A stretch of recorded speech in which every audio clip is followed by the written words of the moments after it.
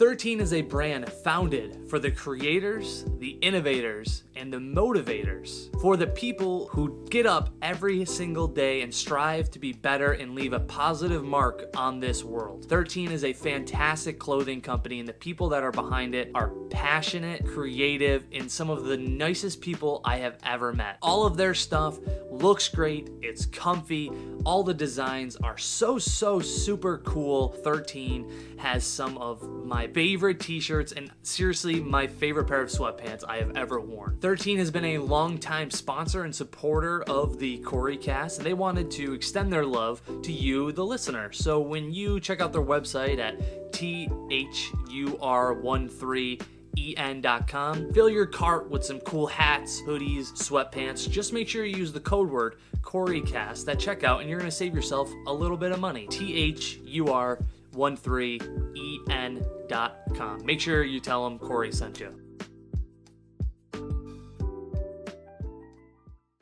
Erik is a wealth of knowledge and a super charismatic dude. He is a business coach, a martial artist, a public speaker, and also the author of a #1 seller, The Art of Selling Memberships. And I'll tell you, this book is not just about selling gym memberships. If you are in a sales position, there's a lot of tidbits of information that you could take and apply to your own business.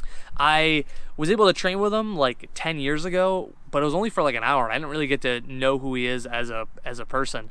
Walking away from this conversation, I really understand why he's so successful at what he does, and his foundation to his business is simply just helping people. He wants to see other people grow. His charisma is super contagious, and I'm just really glad I had the opportunity to talk to him and pick his brain for an hour.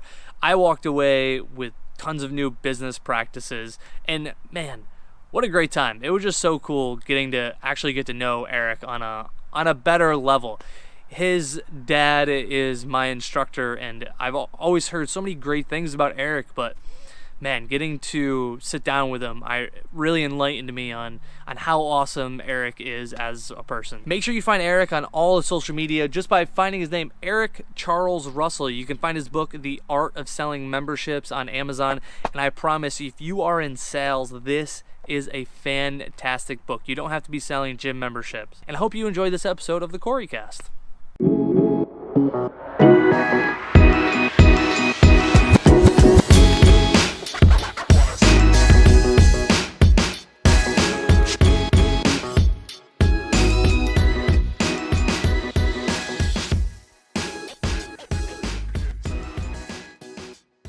Erik freaking Russell, I haven't seen you in so long. It's been a hot minute since I've seen you in person. I honestly think the last time I saw you in person was 2013 at your gym. 2013, okay. Or maybe 2012. Well, I gained 47 pounds and lost them in that time. So you see me, you don't see a dang change, man. No, you can't even say, hey, man, you're looking good. Dang. The same, well, yeah, Erik. Last year I lost 47 pounds. One of the businesses that I have ownership interest in is Farrell's Extreme Body Shaping. And, you retire from competing in martial arts in MMA specifically, where you got to be on weight all the time. And it's like, I'm going to eat everything, man. I'm drinking everything. I'm smoking everything. I'm doing it all, but right. I'm only going to do it for a very short amount of time. Yeah. You got your gluttony. 10 years later, you're fat now. What did you fight at? What weight did you fight at? 185. You're at 185, really? I fought at no. I fought at 185, but I walked around at 200. Oh, okay. Ish. Okay. So I'm at 200 right now, but I was 247 a year ago. Damn, 247? My face was round. I didn't even it caught up. I didn't even realize it. Yeah, but it creeps up, right? Be a partner and a VP of a fitness franchise, not being in shape yourself. I mean, that's ridiculous. Right. Yeah, right. So. What made you get into that franchise? My book. Yeah. The book came out, and I was doing consulting and coaching on selling memberships, and my philosophy on sales and Lance Farrell's philosophy on business really meshed well together. And I became he became a coaching client of mine. And then one thing led to another as I started to really learn about the Farrell's system. It's mind blowing. I'm telling you. Like I see all kind. I do coaching and sales training for all kinds of different fitness concepts, and you see results before and after with everybody. But with Farrell's, it was so drastic. They went from being out of shape, looking like they're overweight, to literally looking like they could enter a bodybuilding competition. Damn. And it's not anything crazy that you're doing. You're literally Right. just following this process and being consistent with it. Right. Now, I'm not super consistent with the workout because the closest Farrell's to me is like, dang, 900 miles away. Oh, So I'm wow. doing online. I'm not even being super consistent with it, but and I still got amazing results with the program. So anyway, once I started seeing that, we started talking about how I could be more involved in the program and helping grow that business. So that's what led to it. But originally, it started with the book and led to where it is now, being a The full book, business. The Art of Selling Memberships, which is Yep. I don't think there's like a book out there that's specifically about selling. Hey, there it There is. it Right? is. Is there anything else that's books on like how to sell a membership or like what goes There's into P it? Yeah, there's books that have chapters in it Yeah, but on it. not New York Times bestseller, right? No, not a book that's totally dedicated to selling memberships, and that's it. Right. Right. Nothing And did you else. take your experience from running the gym, right? You owned a MMA gym, right? Yeah, so Yeah, it was I that's how I started met you. yeah, I started my adopted father's gym. That's where I started selling and learning the sales process. He had a Yeah. martial arts school slash gym. It was like a hybrid thing, which at the time it was pretty radical because, now we look at martial arts and it's like if you don't train in everything, you're kind of a wackadoo. Like you really need to train everything. You know what I Right. mean? Right. Back then, if you trained everything, you were a wackadoo. Right. You Just couldn't do just train judo one focus. and something else, Yeah. and you'd get in trouble if you did. It was crazy back then, Yeah. but that's kind of how Bruce Lee was, and that's what my dad's philosophy and system was around. So that's what he did. So anyway, that's Right. where I started. Yeah. And Yeah. then I worked at some gyms, I worked at some fitness centers, um, was learning sales there, going to workshops and just trying to get better and better at it because I was terrible at it. And yeah, just started to get good at it, and then eventually launched my own gym that turned into 3 locations. And then somebody that worked for me started 2 more, so we eventually had 5 locations at one point. Nice. Nice. That's Yeah. cool. And I would imagine the people who are like reading your book or buying the book are either like maybe they're having issues selling memberships or they just want to have a better business. Do you think there's a common thread to all of these people? Maybe there's like the same issue that they're having with selling memberships? Well, yeah, we all have the same issue when we're business owners. We want more customers, period. Mhm. Yeah, Like right. you never, if you think you have it all figured out and you don't need to evolve, improve, or get better, right out of the gates, I can tell you're not going to do well because that is kind of a tenet that you need to have even to train people. Mhm. So how are you not actually implementing it in your business? But that's a whole nother side kind of rant I could go off on. Yeah. The bottom line is we all want more customers. We all want more members. And so how do we do that? And how do we do it in a way that makes it easier, the process easier? Maybe they already have a great process and they close really, really well. They sit down with 10 people, 8 of them become members. I don't need any help. I'm great. Well, maybe you could make that process even easier. My first client was actually in Australia. It's kind of weird because my Whoa. book was actually number 1 in Australia Oh. in sales. Yeah, in sales and selling. And I started getting emails from Australia. Hey, I want to work with you. That kind of thing. So anyway, my first Wow. client was in Australia, which was really weird because I did it like Saturday at 7 o'clock. so he could be on at like Monday at 10 or something weird. I can't Yeah. even remember what it was. We're still friends and everything. This was years ago. I didn't even know what to say to him. Yeah. I didn't know what to charge him. Nothing, man. I was just like, someone emails me and says, "Hey, I want to work with you. Can I do some coaching?" I'm like, "For what? You got the Yeah. book, man. Like, boom, it's right there. Everything's Yeah. there. It's not like I wrote a brochure for you to Yeah. come Yeah. to business. I'm like, this is everything in my freaking brain right now. You know what I mean? Yeah. Yeah. You're gonna pay me to repeat it, but then you're like, wait a second, I do this all the time in martial arts. Right. You can't read it. You can't just use a book or a video, man. You got to get a coach. Right. And it's just weird that something that is so like everyday normal in one area of your life, now you're over here and you're working on something different, and you can't wrap your head around why somebody would want to pay you for coaching when they have your book. It's a really Right. weird thing, Yeah. you know. Yeah. But It's yeah, because that you're was my sharing first one. information. People find value in your information and also how you convey that information. I think that's a Yeah, big part to how people connect with you, Eric. I mean, I've taken classes with you before. I mean, it was a long time ago, but I've taken one of your classes before, at least martial art wise, and you have a very good way of taking complex ideas and breaking it down to like I always think in analogies, and I remember you were a big analogy kind of person, yeah, and I could see you in this business like already. Like that seems like a great fit for you because it just like it goes. There's a lot of parallels between the martial arts world to now like helping gyms, like fitness gyms, not just martial arts gyms, get yep. memberships. It doesn't matter what space you get into. Everything is high school. I'm telling you. Martial arts is high school. You got drama. You got people doing good things. You got people, it's the same thing in business, whatever industry you get in, you are going to be able to apply the things that go on in other areas to that specific industry in that business. But when it's all said and done, it's you're just dealing with people, Yeah, and those people are in different circles, right. but they're the same. We're essentially the same when it's all said and done. Yeah, You right. know? And there's a lot of things that like you talk about in your book that are like big focuses for real estate agents. Do you ever work with real estate agents like coaching?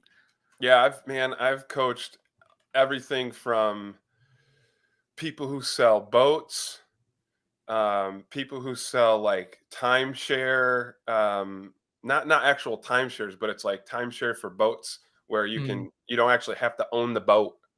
uh, It's you literally just like a use it for a timeshare certain for, amount of time. yeah, like this dude owns like all this area in Florida, Whoa. and you just show up when you want a boat and leave when you don't want it.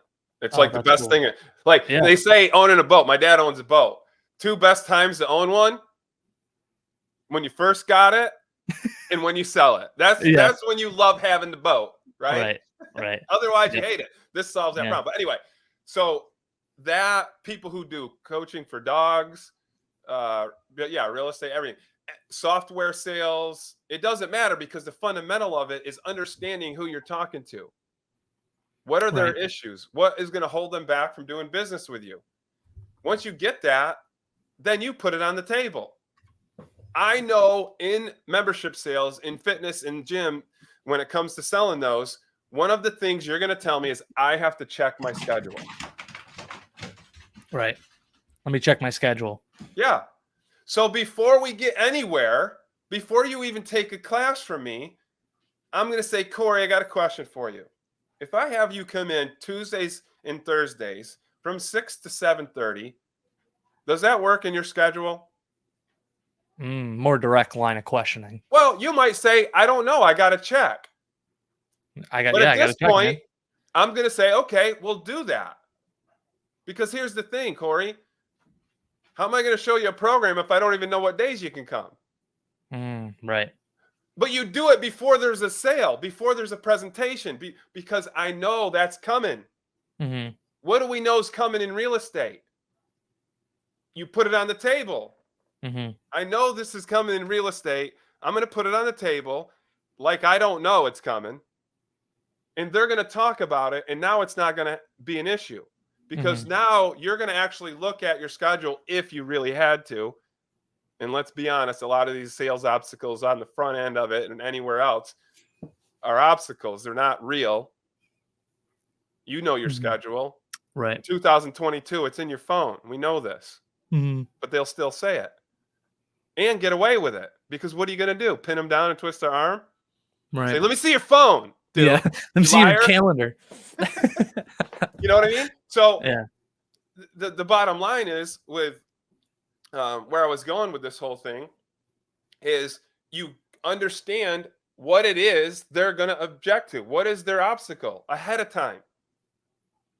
Know what they are. Hmm. And when you know what they are, you just put them up first. Right. Yeah. Now That's. you're I looking got a like tip one an time. advisor, someone who's going to be helpful, Right. right? Yeah. Yeah, and get them with a date. I like that you hit them with a date immediately when you talk to them. Because one lesson that I learned from one of my old managers was like, "Hey, if you're trying to book an appointment, someone reaches out to you on a listing appointment, right? They want you to come over to the house, assess it, let them know what you'd go, put it on the market for, stuff like that. When they reach out to you, just go, yeah. Don't. The worst thing you can say is, "What day is good for you?" Because they'll never pick a day. So if Right. you look in your calendar and say, "Hey, how's Thursday at 6 p.m.? Does that work for you?"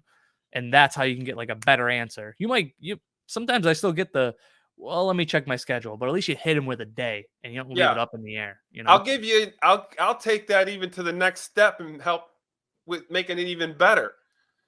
You give them two options and you tell them to pick one. Hmm. So it's not even a matter of do you want it? It's hey, I have this time and this time. Which one do you want? Love that. It's this from the 1920s. I mean, don't get me going on sales, dude. I can geek the f out on this. I'm gonna just do it this one time, just to prove and to Yeah, back up my thing here. I love it. I love it. This was invented, if there's such a term for sentences and I guess it is. It's a Coined. sales technique. It's actually called the Wheeler witch close because Elmer Wheeler in the 20s is the one who came up with this idea in this sales technique, and he came up with it for Walgreens. Was it Walgreens or one of the Wall? I think it was Walgreens. What was going on is back in the day, they could not keep eggs because of they didn't have the refrigeration to do it. So when they bought eggs, they had to sell them or they went bad. Well, they kept going bad and they couldn't sell the eggs. So they brought in Elmer Wheeler and said, hey, help us with our sales process. We got some issues here. And he said, okay, show me how it's going on. They sell these malt drinks. And back in the day, you put an egg in it, like a freaking raw egg, right? Whoa. Yeah. And you mix it in, dude. But that's Ooh. what they did. Yeah, yeah. So what would happen is somebody would order a malt, and then the server that was fixing it and serving it to him would say, would you like to add an egg in it? And they would say yes or no, right? And they would get some sales. Well, they switched it up and they said, would you like one or two eggs? Mm. Doesn't Which make it one a do you question. want? Right. You give a choice between two yeses, Yeah. right? Instead of a yes or a no. Yeah. So when somebody's calling you for an appointment, okay, great. I have tonight at 5:30 or tomorrow at 4. What works best for you? Mm. Another thing that's important about that is it gauges interest. What Right. happens if I say, "Hey Cory, I have tonight at 5:30 or tomorrow at 4. Which works best for you?" And then you say, I got tonight." That gives you a little gauge of their interest, right? Right. That Or tells you you they're go, they're on fire. yeah, or you go, can I get to you next week? I got to get you fired up, bro. Yeah. Right. Next week? Next I'm week. selling, dude, it's gone next week. Yeah. Yeah. You I got need 2 it days, now. homie. Yeah. 3 days? You think 3 days locking that appointment? 2. Two. What's 3? Why are you going out 3? I don't. I just gave out a number. That's all. Oh, I don't even like 2. Yeah. Because You're like, if I I'm have. talking to somebody and they're not more fired up, I need to go back and redo my skill set or my energy or something, man. They should be more excited to work with me, not less. Yeah. Like Right. they should be going. Wait a second, 5:30, man. It's early. Yeah. Get me in Right. Right. sooner. It's you so know? funny, like, everything you're saying is, like, really harping on a lot of real estate things, and you had mentioned, I think it was on your might have been your YouTube channel where you're talking about, like, "Hey, make sure it's important you build an email list, make sure you have a system in place, make sure you have, your daily contacts." Like, all of this stuff that you preach, people are preaching in the real estate world because it's still real estate, it's still sales no matter how you cut it, you It's know? the same fundamentals. And I'm going to Mhm. tell you, it's easy to stand out in sales because most people are terrible at it. Yep. So Yep. it's a great business to be in. Yep. If you plan on, being decent at your job, if you plan on doing well, this is, getting into sales is a great spot to get in because there's just so many that don't do well. They What do you don't think separates a bad salesman and a good salesman? improving, like constantly getting better. I've been doing sales for, dang man, I've been selling since I was 11 years old. I was selling newspapers and business cards. No joke. Oh, I didn't Like, know that. That's yeah, awesome. man. I didn't know I that. started I started slinging newspapers, and then I'm like, man, this 5.5 cents a paper deal is like for the birds. How do I make more money? And so I started selling, like going into like businesses like Cost Tire at the time, and I'd go, hey, you need to buy like 10 papers from me. They're like, for what, kid? I'm like, cuz look at all the people sitting around in here, man. They're like, yo, you want a job? I'm like, you can't hire me. I'm too young, like it was this whole deal. But they bought 10 papers from me Alright. because they just, it cost them like what, $3? And But they do you get, think it's, like, the energy you brought to that meeting, or was there a different strategy? yeah, there's an energy, man. Like I'm high strung. So that helps because when you're excited about something, it's hard for other people not to be excited about it, Yeah. you know? And so that definitely does have an element to it. But at the same time, you also got to know that you're like that because you can blow someone's mind to the point where they aren't even going to be able to talk to you. Like you get someone who's real low key and real kinesthetic, kind of a feel type of a person, and Mhm. I come in there acting like I act normally, they're like, bye, guy. I can't deal with this dude. Yeah, yeah, You know yeah. what I mean? So you got to know how that. What makes a good salesperson is knowing when they can shift gears and when they need to shift gears. Because I'll also get with that kinesthetic person and I'll connect on a level that there's a little more emotion and feeling to it. Because that's what I know I have to do in order to help them with whatever issue I'm trying to help them with. Mhm. Losing weight, involved in a business, whatever it is. Mhm. But I got to get there. Then I'll bring my energy up. Now you're Right. coming with me. Right, right. You kinda read the room, you take the temperature a little bit, and Yep, then you start to go from there? exactly. That's what I was saying about the questions earlier. When you ask a certain question, the answer gives you a gauge, a temperature of where you're at and what you need to do. If I ask you, is today or tomorrow good? 99% of the people have an opening in the next 2 days somewhere for something they're interested in. Mhm. There is no way you're calling me saying I'm interested and you don't have any space available in the next week. Right. Unless I said something on the phone that made your interest level go down. Mhm. So it's almost like you're thinking about how you communicate with them, but like not also the energy level you're giving, but also you're like trying to get a read on how serious of a prospect this person might be. Right.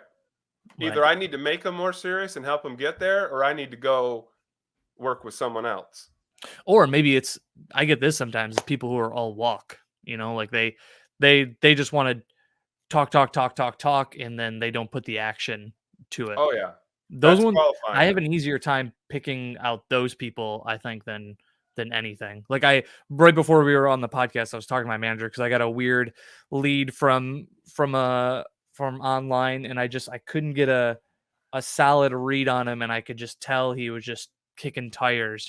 So I'll follow up with him next week and see how it goes. But my initial read is I think something's up. I think he might just want somebody to talk to, you know? Yeah. Well, what gives you that impression? And how do you know that you don't have to follow up with this? Because this would be my first thing. I'm not going to follow up with somebody who's not going to be a qualified person. I want to know that right out of the gates because I only have so much time. Right. Now, if you have a leaning towards this person not being great, what the heck are you following up with them for? Because maybe you're not too sure. Mm-hmm. And see, that's where that questioning piece, that's where the Art of Selling memberships comes in, because I'm going to know that. Right. If I present to you, let's talk memberships just for a second. That's the final piece. That's where the deal's done. By the time we get to that piece, if you tell me that you can't afford the price that I'm showing you, I can almost 100% take that to the bank, because that entire process that we just went through eliminated everything else. It eliminated schedule issues. It eliminated getting there and location issues. It eliminated your motivation problems that you got and why you haven't succeeded in the past. It eliminated the significant other, wife, husband, turtle, whoever the hell you got to freaking talk to make a decision. That's eliminated. You love it. You tried it. We're now here. You agreed through everything throughout the whole process. We're now here. And I only got that one thing. And now I can pretty much take that to the bank that it's accurate. Right. And that's where you want to be. The price, right? That price. They can't afford it. Facts. Because we know and we've eliminated everything else. Now, guess what? You think I'm going to follow up with that person? No. It's on them now. Right. Because the only factor that's going to change whether I can do business with them or not is whether they were able to either grow their income, and that's really the only thing, because I'll even go over budget with people. And we'll find ways to make some things work, because they're probably spending their money on some things that isn't getting them to their goal. Right. And don't think as a salesperson, I won't sit down and have people show me this stuff and talk about it. You want help or not? Right. You want because I'm going to help you find a way to pay for this. Right. Right. And through help, like you are even going a step farther and helping them budget out. Yeah, because I'm at the last piece. Yeah. And you know what? I know I'm not that far off. Maybe 30, 50 bucks. Yeah. Trust me, your Starbucks is getting out of here. Yeah. And we're in. But Eric, I don't want to give up my frappe mochaccino. Right. I know you don't. You probably buy 20 of them a month. If you just give up half of them, you're in business. Yeah. Dummy. That's a great way to handle like that's a good way to handle that. It's a cool, because it's like you're going through all the steps, and again, it's like you have a form and structure in place that you do almost with every single client, so then it just becomes routine, and then you get to that final piece, and you're even taking it a step further, and it's like, okay, well, where's your money going? If $100 a month is $20 too much of a month, where's that $20 a month coming out of that we can adjust? Right. And it's the setup and how we get there. You can how you get there is everything. Yeah. You know, going to New York City could be a great trip, or it could be hell. Mm-hmm. It just all depends on what happens on your way there. Yeah, you're gonna drive a cool ass Corvette, or are you gonna drive a busted down, 2001 Honda Civic? Like it's those two experiences are vastly different, right? 100%. So when you're, dang, I lost my train of thought. You got going on a Corvette, and I was thinking about the new Mustang. I was gonna have to pick it up. I'm like, what's he picking the Corvette for? That's how handling. That's my ADHD kicking off, man. Yeah. You said Corvette, and I'm like, what? Do I got to talk to this dude about freaking cars right now? Yeah. New Mustang, man. Come on. I'm the worst car. Where was I? Where was I? I lost my train of thought. Seriously. Just objective handling, getting things from point A to B. There's a format to the whole thing, and there's a fundamental to it. So it doesn't matter the industry. It really doesn't.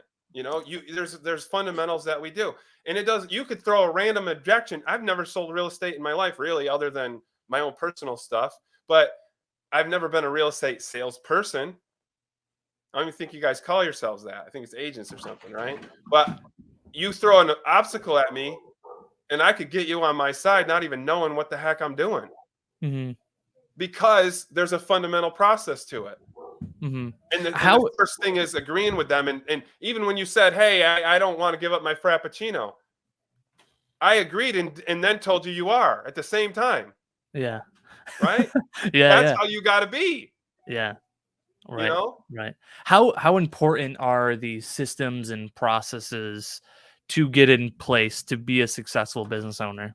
Oh my God, they're everything, man. You can't Yeah. do, I have ownership in 11 different companies. It's like 13 different brands right now. Blah. You know what I mean? Like you cannot, and look, don't think it's, I'm working 10 hours a week over here because I wish I was that dude who got Yeah. the 4 hour work week. Maybe Yeah. 4 hours. I don't even know how the heck that is even possible. But The Tim Ferriss yeah, 4-hour work week. the thing is, you got to have systems to do certain things and get things done. Like, and there's so much out there right now that's already been done that you could tap into, that you should pay attention to. Like you mentioned, there's real estate people. I assume you're talking gurus and coaches and Oh, consultants along yep. those lines, right? Well, there's people in every single industry that have systems and processes that you could tap into and speed up your path from A to B, whatever that is. I'm not saying you got to be the lame ass dude with the fake Lamborghini or whatever, you know, but and by fake Lamborghini, I mean you make payments on it, guys. I know Yeah. Lamborghinis are real, so don't comment. But I think you're fake Eric, if you make a these payment on a systems. Lamborghini, is all I'm saying. Maybe that's a little controversial, but if you got a Lambo and you're making a payment, yo, you ain't rich. You ain't rich. Yeah. Get real with yourself. But So Eric, anyway, like those another systems to tangent. get in place, the systems and processes are hard to set up and expensive, right? Yeah. Yeah. I What do mean, I look, do? you got to either spend time and energy on it, which costs money, or you got to hire somebody that's already spent the time and energy on it, and that costs money for them to show it to you. And yeah, it is expensive because you're talking about years of experience. Hmm. I come in for 2 days and I'll do a systems workshop depending on, what you're doing. And it's 25 grand for 2 days Hmm. going through and just sharing a system for how to operate and get all your stuff lined up.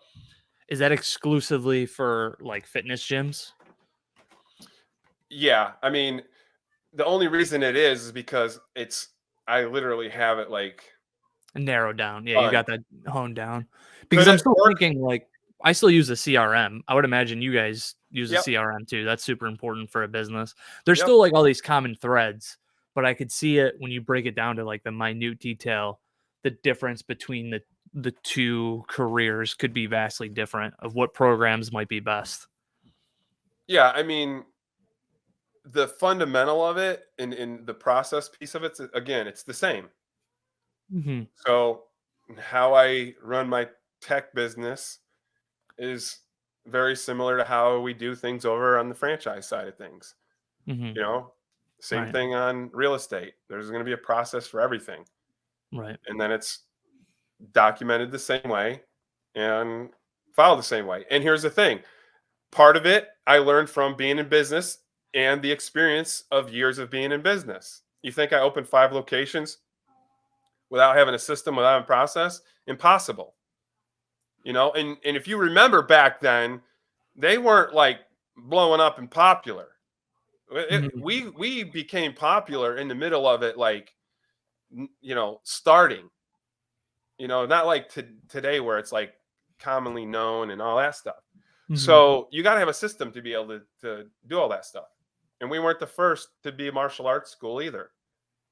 Every town we were in, there was competition, Hmm. but we'd start and we'd very quickly be the top dog in terms of membership sales and volume in that town Yeah, because there's of the a system of processes. it's surprising how many agents don't have a process for a lot of their things. And I'm like, even like 4.5 years into it, I'm still like, there's still some programs that I'm building because there's just so much like, there's a buyer setup, there's a listing set up. So it's like Yep. my listing presentation, I got that narrowed down. My buyer presentation, I have, but I'm like trying to make some tweaks so it's a little bit smooth sailing, you know. Hmm.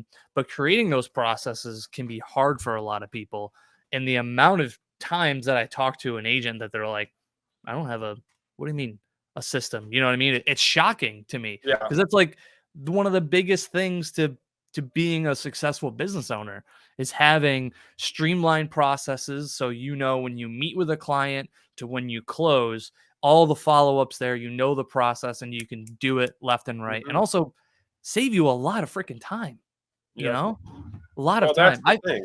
I found like if I spend an hour with a buyer before we start looking at houses, they write less offers, they write more serious offers, and I can really gauge them, like how serious they are and how quick we need to move, or how long term of a process this is going to be. But without that process, like you're kind of just going in blind. You know what I mean? Hmm. Now you have to spend an hour with them to get that. I usually, so my listing presentation is about an hour, hour and a half, but that's like me walking to the house, tour of the house, my physical presentation, Okay, that and the makes sense. chat.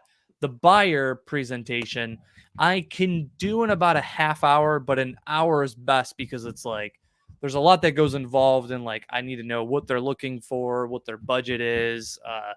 I set their expectations from the jump, like because the news right now is spinning the tale that it's a buyer's market and houses are sitting for a lot of days on market, but with real estate being like super hyper local, in Syracuse we don't see that. Like houses still are selling within about a week Yeah. time.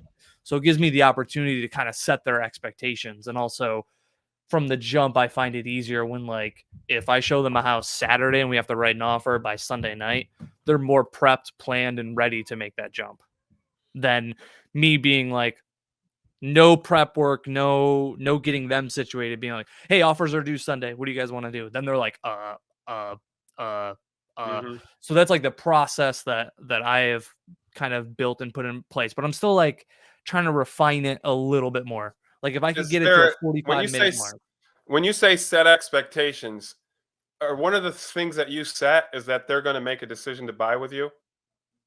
Yeah, yeah. What, and also the expectations for like what the market really is. Like what this is what I'm the saying market like looks you like. you sit a buyer comes through. I want to Mhm. make sure I understand. Buyer comes through, and you're going to go over the expectations with them, Yep. Yeah, and yeah. you're going So to say, like "I'm going to do this, this, and this," and at the end of this, you'll have enough information to tell me yes or no. right. Right. To work with me, because real estate agents with a buy, you have to get a buyer to work with you through a form that's called a buyer agency agreement. When Yeah, you so work they're with an not. agent to I'm list thinking with of them. something else. You're doing like an open house, and a buyer comes in, and you're now giving them a rundown and a walkthrough. So what you're saying is you're actually the agent for that buyer, and you got to now show them houses. Right. Yeah, that's like the little meeting I do before we start running to the horses, showing them houses. Now, Because that, here's my question for you. yeah. You got a buyer, you're going around, you're showing them houses. Where does the sales come in? The I mean, I sales, know there's a transaction that happen, but what selling are you doing? I am selling myself when I first meet somebody, because when you work with an agent, like you're going to be committing to Got working it. with them So the for a certain amount of time. sale is getting them to be is you for them to be your agent. Right. No, Right. I said that completely wrong, but you understood what I said. Yeah. Right. Hopefully anybody listening to this can figure out what the hell I just said. Yeah. No, like I think in real estate, it's more about selling me rather than the house, because the house, I'm Yeah, here to kind got of it. convey the information to those buyers, and I can help them make an educated decision, but I'm not like forcing them to buy anything. I'm just like, hey, here's some red flags I see. Here's some Got it. things that to think of in the future. And see, that's one of the things the general public doesn't understand about real estate agents and sales. Yeah. They think, and I'm going to tell you from personal experience, if I list a house with you, your job is to freaking sell it. I'm talking presentation. Someone comes in and says, Right. "Hey, I don't like the tree in the yard. I got an obstacle to overcome for that." Boom, bam, Mhm. bing. I know this guy. He's going to cut it down. It's going to cost $500. You want the house? I'm just riffing. That's not, Yeah. a great way to handle it, but you get my idea. It doesn't, or my point doesn't even get there. It's like, okay, let's show you another house. Even though I could solve that issue that you have with that tree a lot quicker than it would take me to take you to another house. You're not going to sell that house because you're going to go to the next one and the next one, because you already did the sale by getting the agent, right? And so I think that's a thing in the public where there's confusion. Like, we list the house and then we show it. You know, so there's certain things that got to be in line. Your price, the market, all these different things got to be in line, right? Yeah, and like there is definitely an aspect of selling in regard, like you mentioned, like listing, like you definitely have to market the property, and there is like processes and stuff for that. But I'm finding a lot of times is like when you first meet somebody, like they want to know if they're going to be comfortable working with you for the next, 3 months, 4 months, depending on how long it takes them to buy or sell their house, And it's I didn't get in the business because I don't want to be like what do I got to do to get you in the house today? It's like I am trying to help you make an educated decision, because at the end of the day, you guys have to live in it, not me. You know what I mean? Well, let me ask you this. What if you said it like this? Hey, Cory, I just got a question for you because I'm curious. Is there anything, and what would it be in order to be able to get you in this house today? Anything? Totally different vibe, totally different way of putting it.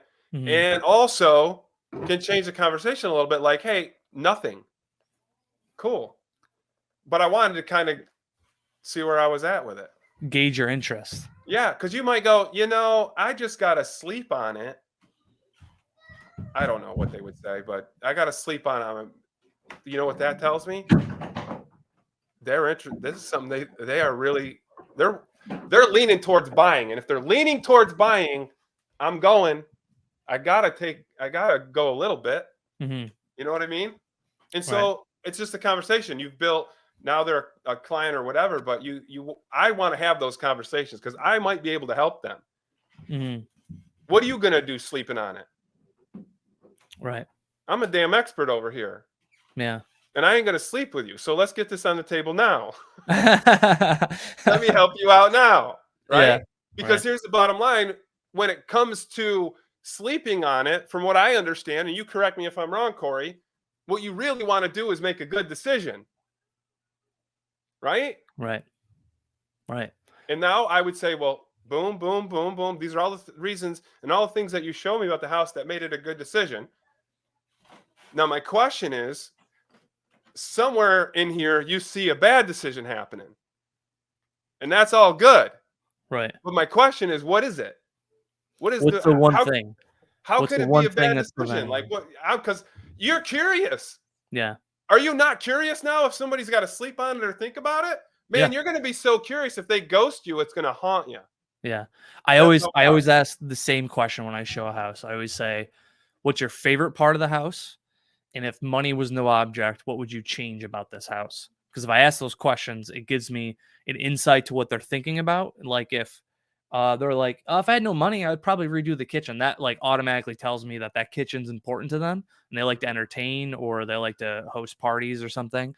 And also like, I like to ask what is the biggest thing that worries you about this house? And 9 times out of 10, it's like the age of the roof or the furnace or like bedroom size is too small for us. So it kind of gauges my, what they like and don't like about the house. So if someone says, I want to think on it, my response is always, what is the one thing that worries you the most about the house? Because if they want to sleep on it, they don't love it so much, they want to jump on it immediately. But what's your setup?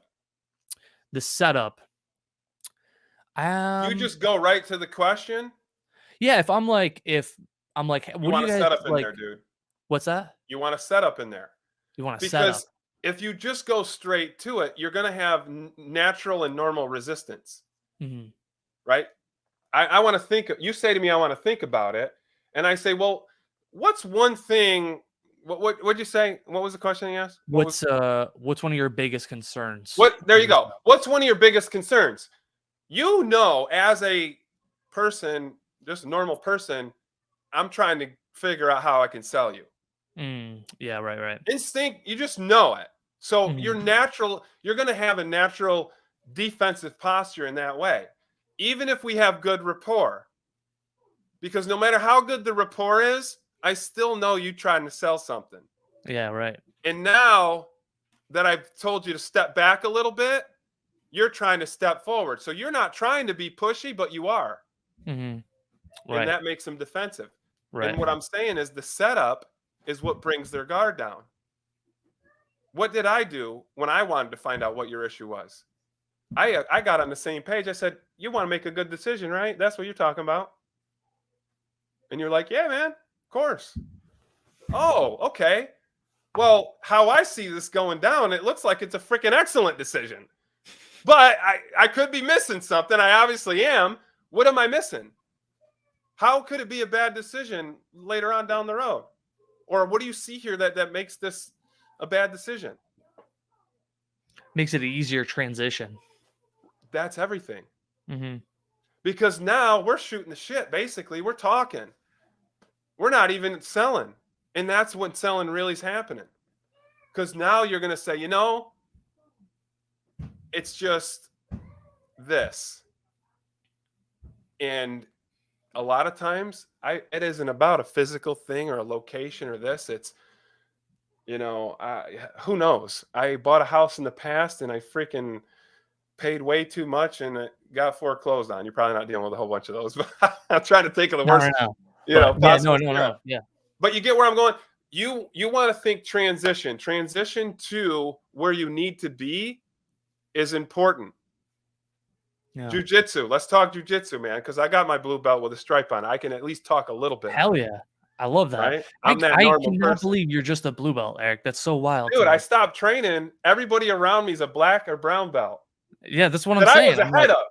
holy shit. I That's thought for how sure. crazy that is. I haven't Yeah. trained in, dude. Where was I going with this? Jiu-jitsu, Oh yeah, setup. sorry. Sorry. No, it's everything. Yeah. I know how to do an arm bar. I know how to do a north-south choke, rear naked choke. I know all those things. Am I going to be able to pull that off on freaking Marcelo Garcia? Get out. I tried. Trust me, it ain't happening. Yeah, I tried. He whooped my ass. Yeah, I couldn't. I don't even know if you could call it trying. I was Yeah. thinking about trying, but I couldn't move. Yeah. You know what Do I you mean? ever miss martial arts? No, because I still train a little bit. Yeah. I still get my kicking in. Farrell's is a kickboxing based program. So I do get my workouts in. I travel to Iowa a lot, which is where we're based. So, and I do some stuff on my own. But I do miss, I do think about jujitsu a little bit. And every once in a while I think about, man, maybe I should do it again. But the main thing that holds me back is it's just one of these things I cannot do without getting hurt, without getting injured. I can't do it. Now, Eric, what if I told you there was a way we could do jujitsu without getting injured? Would you be interested? Then I'd be interested. You See, see? dude, I just handle objective handling right there. That's it. And then I would come back and say, it's not you guys, it's me.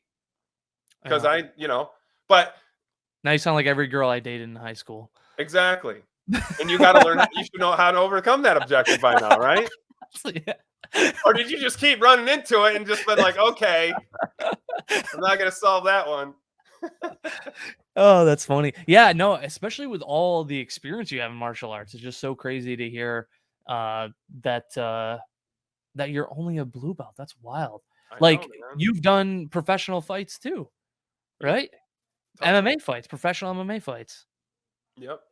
I mean, How long ago was that? listen, I've tapped out brown belts and have I tapped out? I don't think I've ever tapped out a black belt. Not a jujitsu black belt, but I've definitely tapped brown belts before, purple belts, and I've been tapped by white belts. Yeah. Freaking John Jones used to tap me out all the time. It'd make me nuts. Yeah. No jujitsu, because he would just wrench the hell out of you. Right. Matter, Yeah, Steve. it's Steve, crazy. I forgot Steve, the old Steve, bomb squad. The black belt Steve. Overin. I think that is his last I love name. that dude. I love that dude. He's such a badass. He is amazing, and dude, I saw John do something stupid to him, and he's just like, "No, I'm not. I'll tap. You're not Yeah. doing that crap." You know what I mean? Like, Dude, I have because a he was funny just story. wild. Yeah, with Everything he did was just nuts. Like, John, no, you're not spinning back elbowing me when we're boxing, you ding dong.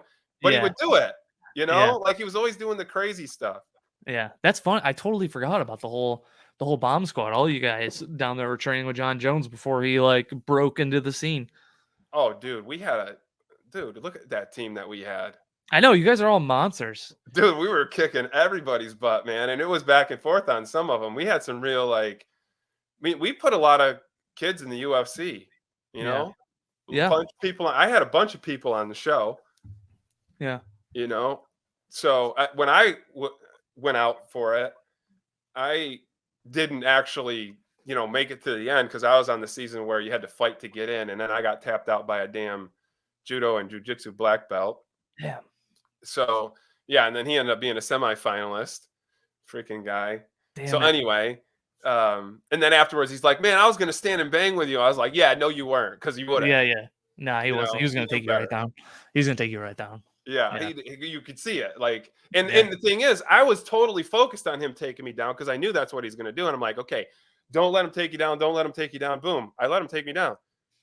And it was a completely wrong strategy. Like, it's weird how that happens, And yeah. I've had situations where I've gone up against a wrestler. One in particular I remember because I just got taken down again in another fight and got caught in a choke. And I'm like, I'm sick of these wrestlers and these jujitsu guys taking me down. And now here I am fighting a legitimate wrestler.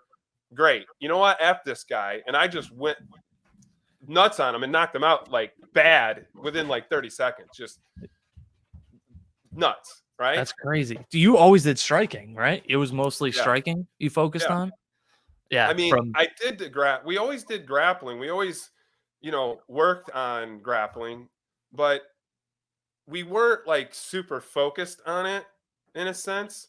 yeah, Brazilian jiu-jitsu changed everything because we fought and we did MMA. Man, we were doing MMA if you really want to get serious with yeah. sticks. Oh, You it's could stick. kick. Yeah, dude, you could hit with Kali sticks. stick. You could kick in the leg. You could hit with sticks in the leg. You could puño. You could thrust them.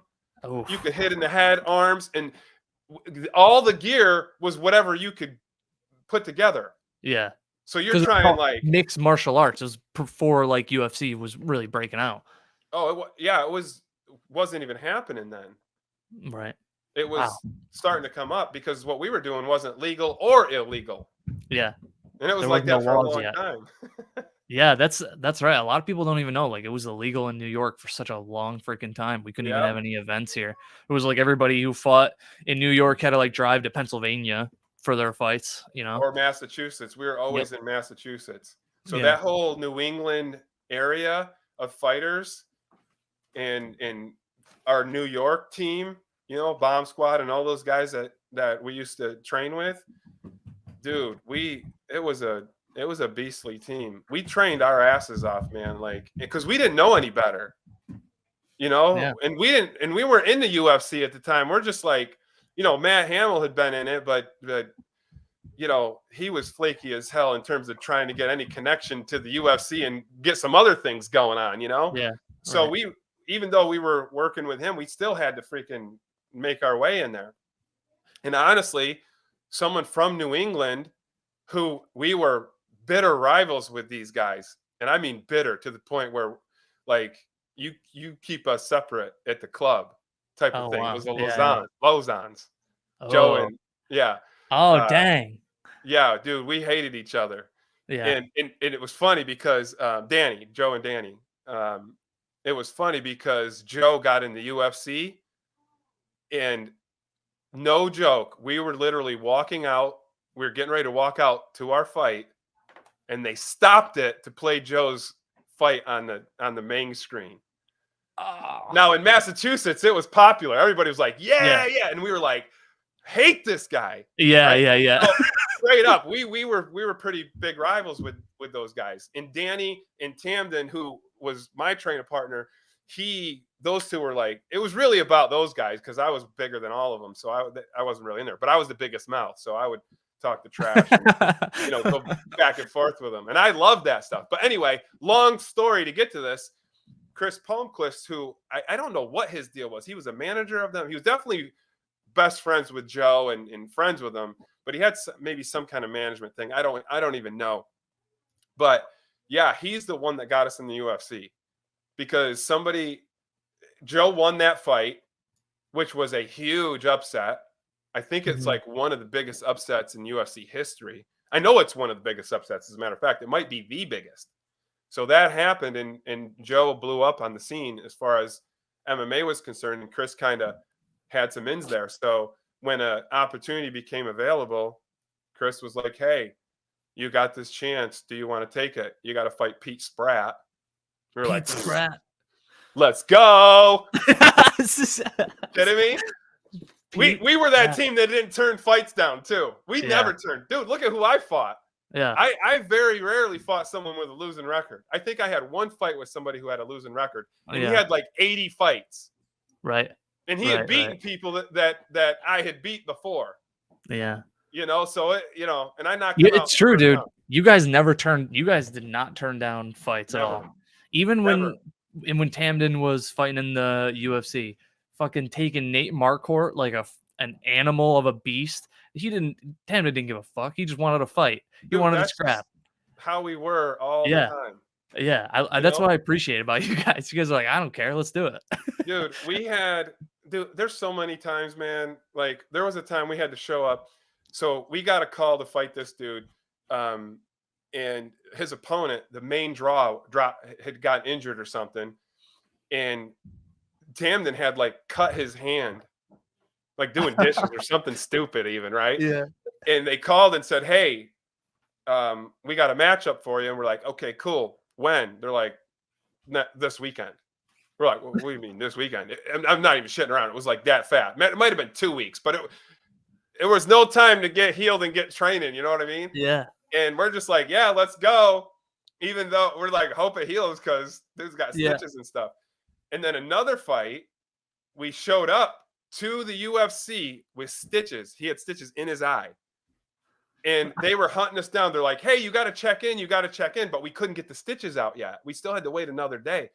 They wanted to kill us. They're like, where are you guys? Like, we were in the parking garage taking out the stitches right before we went in. Oh my God. Yeah, dude.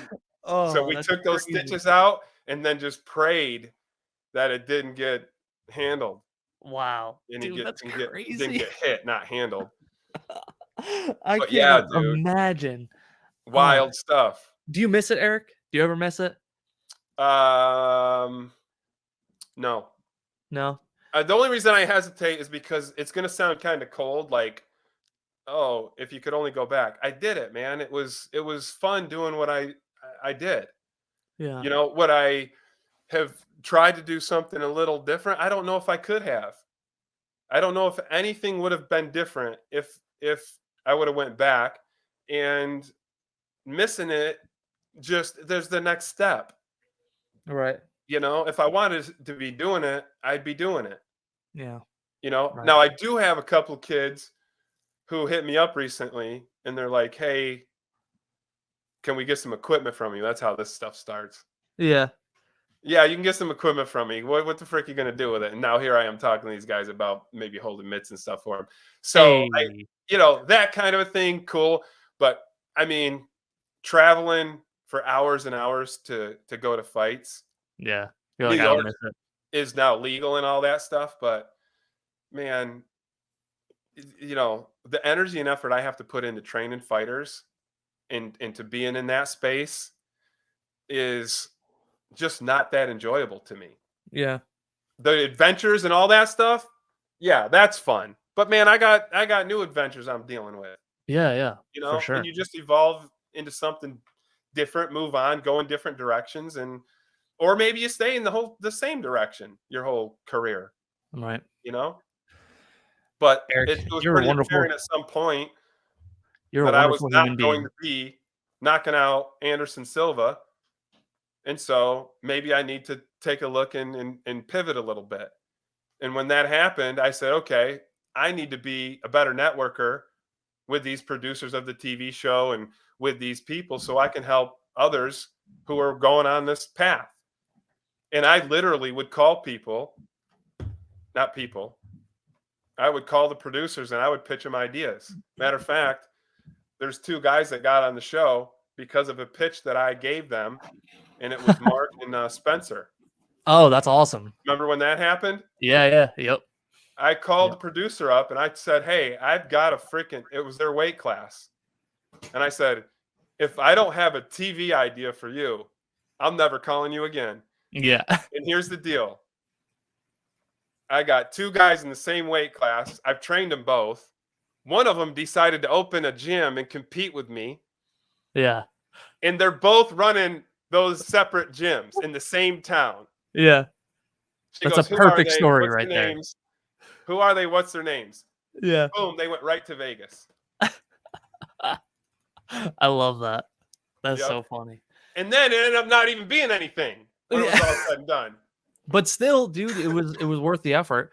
And I think that's why you are such a wonderful person. I think you genuinely care about the people around you and their success, and you put your success in the back burner compared to theirs. And I think that's what makes you such a great coach, a mentor, and yeah.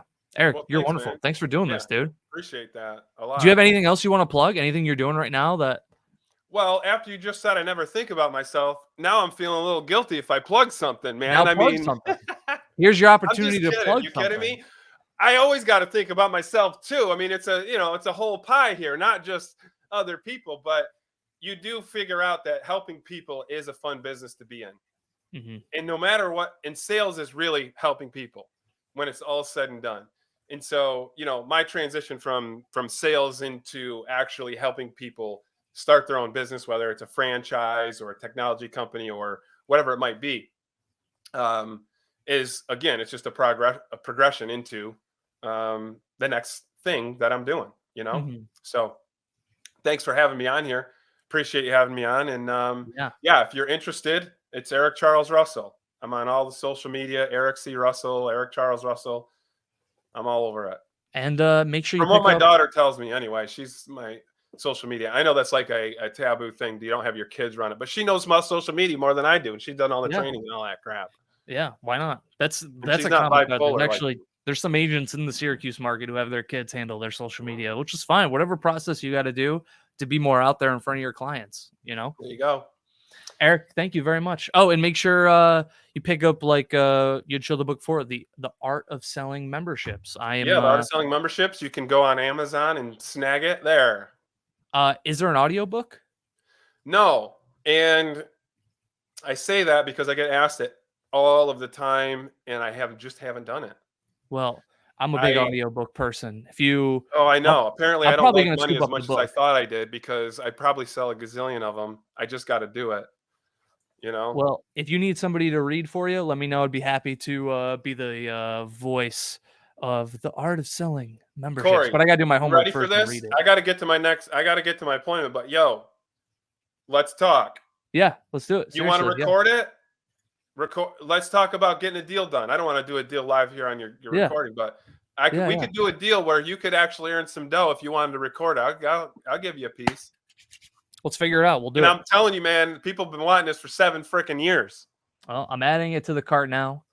Amazon, I'm going to order right now and do my homework, and then we'll chat. How's that sound? Boom. Sounds like a plan, man. Erik, I appreciate you. Thank you for your time. You are a wonderful human being. Thank you. You're welcome. Thank you. Thanks for having me.